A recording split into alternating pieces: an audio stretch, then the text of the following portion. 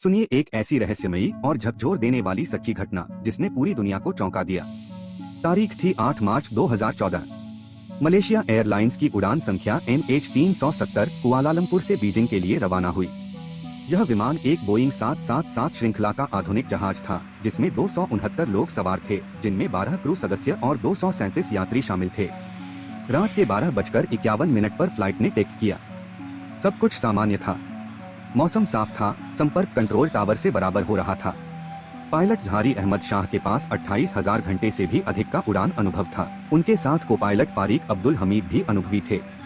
विमान ने निर्धारित ऊंचाई पकड़ी और अपने रास्ते पर उड़ रहा था, लेकिन 1 घंटे बाद अचानक संपर्क टूट गया। आखिरी बार यह जहाज वियतनाम की हवाई सीमा के पास देखा गया था। फिर उसका रडार से गायब हो जाना दुनिया के सबसे बड़े रहस्यों में से एक बन गया। कोई SOS सिग्नल नहीं, कोई तकनीकी अलर्ट नहीं, कुछ भी नहीं। खोज अभियान तुरंत शुरू किया गया। पहले दक्षिणी चीन सागर में सर्च हुआ, फिर धीरे धीरे खोज का दायरा हिंद महासागर के दक्षिणी हिस्से तक फैल गया। दुनिया के 26 देशों ने मिलकर सैटेलाइट, युद्धपोत, हेलीकॉप्टर, सबमरीन और रडार के माध्यम से सर्च ऑपरेशन चलाया।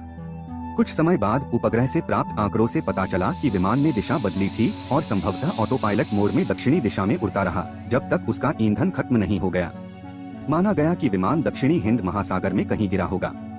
इस विमान का ब्लैक बॉक्स यानी उड़ान डेटा रिकॉर्डर और कॉकपिट वॉइस रिकॉर्डर आज तक नहीं मिल पाया। लेकिन 2015 और 2016 में अफ्रीका के पास कई मलबे के टुकड़े मिले, जिनमें से कुछ की पुष्टि हुई कि वो इसी विमान के थे। जांच एजेंसियों ने कई संभावनाएं उठाई। क्या यह पायलट का आत्मघाती कदम था?